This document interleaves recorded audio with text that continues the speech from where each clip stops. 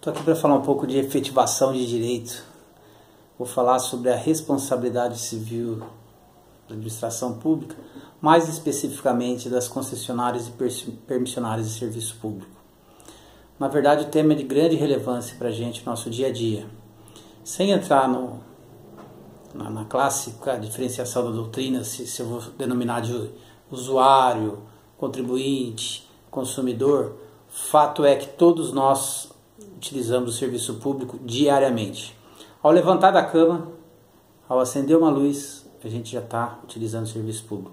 Ao escovar os dentes, ligar a torneira, a gente também está sendo usuário de serviço público. Saiu na rua, pegou o ônibus, serviço público.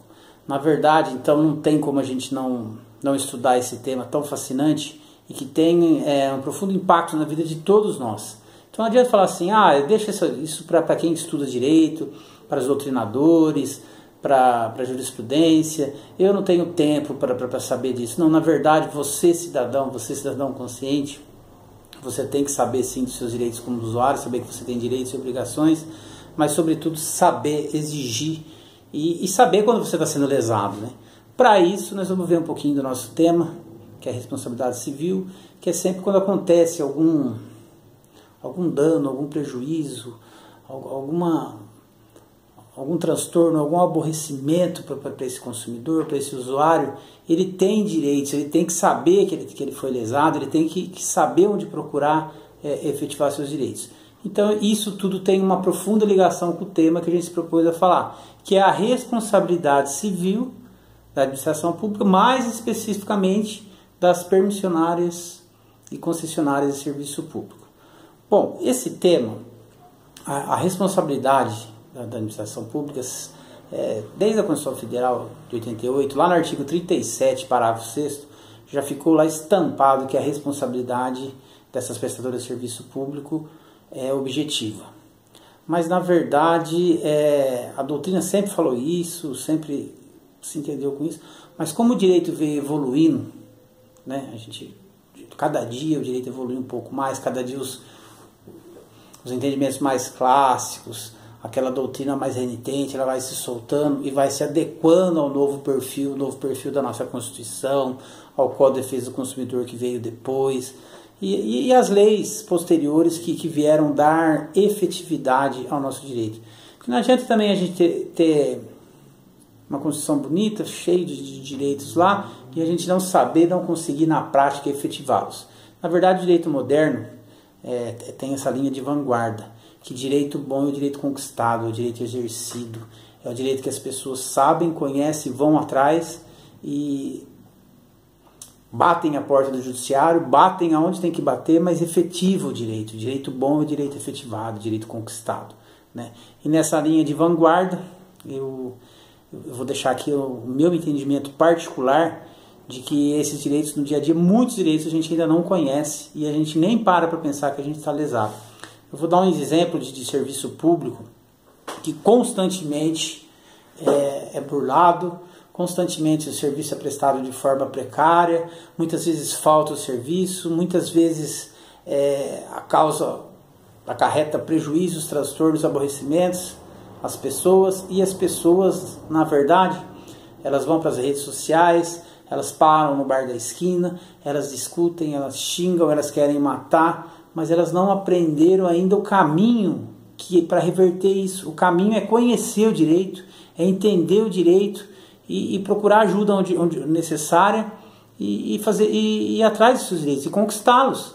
Porque essas empresas só vão passar a respeitar o consumidor, o usuário, quando esse usuário e esse consumidor for atrás dos seus direitos, né? Só com condenações por dano material, dano moral, lucros cessantes, só com essas condenações é que o serviço público realmente vai ser aquilo que a Constituição determinou que ele fosse, um serviço público eficiente, um serviço público contínuo, um serviço público de qualidade para todas as pessoas. Bom, então, tirando aqui a retórica inicial, só para a gente entender do que a gente está falando, né, a responsabilidade civil dessas prestadoras de serviço público, na verdade o direito veio evoluindo muito, né, nessa seara da responsabilidade. Assim como na responsabilidade civil do próprio Estado, né, antigamente tinha muita renitência, muito havia muita desculpa, havia muita saída para o Estado para não ser responsabilizado.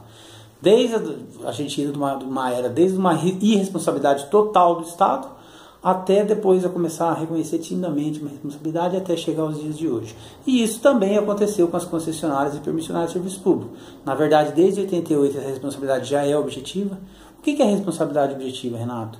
É que quando há um dano, há um prejuízo, né, na verdade a gente não tem que se preocupar se alguém agiu com dolo ou culpa, se algum funcionário agiu com dolo ou culpa para responsabilizar. Isso era lá atrás, isso tem a ver com a responsabilidade do servidor público. Mas a responsabilidade da administração pública ou dessas concessionárias de serviço público, a gente não precisa indagar se alguém agiu com dolo ou culpa, a gente não precisa questionar isso. A gente só precisa bater nas portas do judiciário, falar eu tive um dano, comprovar esse dano, mostrar, deixar claro para o judiciário que teve um dano, comprovar o prejuízo, seja ele material, moral, ou um lucro cessante, ou um dano estético, sei lá o dano, a gente precisa comprovar esse dano, e o nexo causal, olha, esse dano eu sofri em virtude de uma atuação ou uma omissão do Estado, né? Então isso é responsabilidade, é nesse ponto que a gente está falando. Então desde quando a gente acorda, a gente está usando o serviço público diariamente. Você acorda da cama, você levanta da cama, levanta da cama, acende a luz, tá lá, energia elétrica. Você é usuário de energia elétrica, consumidor, como eu prefiro chamar. Você vai escovar os dentes, você tá lá, pega a sua pasta, a escova de dente que você comprou no mercado, você é um consumidor. Você abre a torneira, já está saindo água lá. O serviço público também é essencial, a água, a energia elétrica. Aí você está escovando os dentes, toca o telefone. É um outro serviço público, serviço de telefonia, né? Também é um serviço público essencial, contínuo, é um serviço que faz parte do nosso dia a dia, a gente precisa saber os nossos direitos. Então, para falar um pouco dessa responsabilidade, eu vou dar um exemplo muito típico, muito costumeiro, para que as pessoas entendam. Quando as pessoas batem a porta do judiciário para falar que ela sofreu uma inscrição indevida, por exemplo, por um serviço de telefonia, houve uma cobrança indevida na sua conta, ela não reconhece o débito, houve uma cobrança e na verdade não tinha débito, ou ela já tinha pago e ela foi inscrita no SPC, no Serasa. Bom, nesse ponto as pessoas já sabem que tem aí um dano moral, né? O famoso dano moral. Não, isso dá dano moral. Os juízes já dão, a doutrina não discute mais. Ficou clássico isso, né? Por quê? Porque todo mundo sabe que ferir o nome de uma pessoa, sujar o nome indevidamente, inventar um débito e inscrever essa pessoa indevidamente, ou essa pessoa pagou e inscreveu, isso, pelo Código de Defesa do Consumidor, dá responsabilidade e não se discute mais, né? É a responsabilidade objetiva aí do Código de Defesa do Consumidor.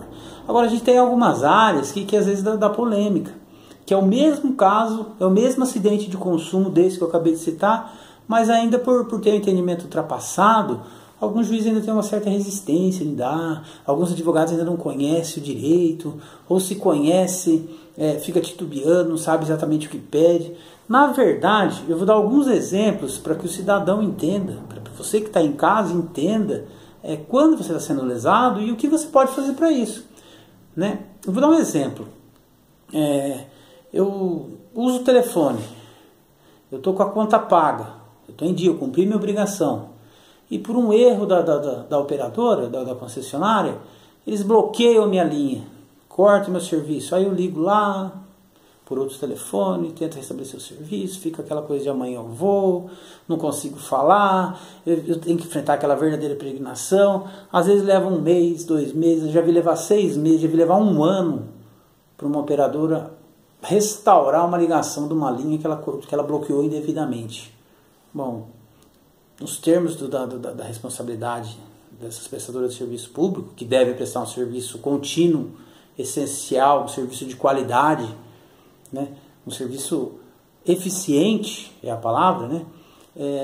Quando ela age assim, é lógico que ela causou um transtorno, um aborrecimento, uma peregrinação, ela causou um mal-estar muito grande para essa pessoa que faz uso daquele serviço, às vezes usa para trabalhar, às vezes usa para necessidades essenciais mesmo do dia a dia, e por um erro de uma operadora relapsa, ela fica aí 6 meses, 1 ano, 1 mês, 3 meses sem esse serviço. Isso é lógico que esse bloqueio do serviço, esse corte, o judiciário também já está reconhecendo hoje com muita facilidade essa responsabilidade da operadora de telefone por esse acidente de consumo, digamos assim. Isso também acontece com a energia elétrica, isso acontece com a água, que também são serviços públicos essenciais, serviços públicos que a gente precisa e não pode haver interrupção desse serviço. Nessa linha veio o Código de Defesa do Consumidor e fortaleceu já todo esse entendimento, dizendo que a responsabilidade é objetiva e que nos termos do artigo 22, esses serviços prestados estão sim sujeitos ao Código de Defesa do Consumidor e todos os princípios que regem. Quer dizer, o consumidor tem que ser devidamente informado do que está acontecendo, ele tem que ser esclarecido, ele tem que saber o que está acontecendo, ele tem que ter seus direitos básicos respeitados, né? E não pode simplesmente vir e ter uma interrupção do serviço sem avisá-lo, sem dar um prazo razoável para restabelecer. Às vezes é um erro que eles nem sabem o que está acontecendo, o consumidor liga lá, não consegue nem saber o que está acontecendo. Então esses fatos sim dão indenização por dano material, dano moral, às vezes por lucros cessantes, às vezes outros danos, que isso vai depender do caso concreto. Mas, por exemplo, dívida cobrada no Serasa, não tem mais dúvida, no SPC, foi inscrito indevidamente para uma cobrança indevida, uma dívida paga, tem sim a responsabilidade, isso não tem mais dúvida. Mas isso também tem no corte de serviço essencial. Sempre que tiver um corte no serviço essencial, algum erro que cause dano ao consumidor, ele pode sim buscar essa responsabilidade objetiva no Poder Judiciário, e ele basta só provar que houve o dano, houve o prejuízo e houve o nexo causal.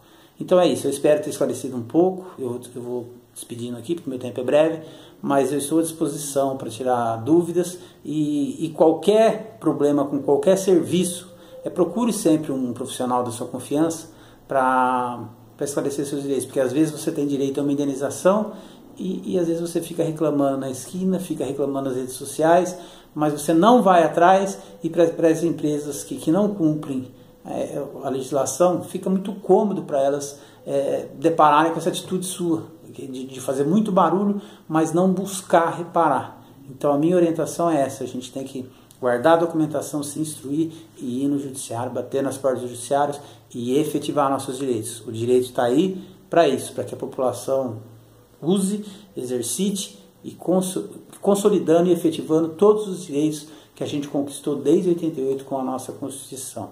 Bom, é isso, até mais.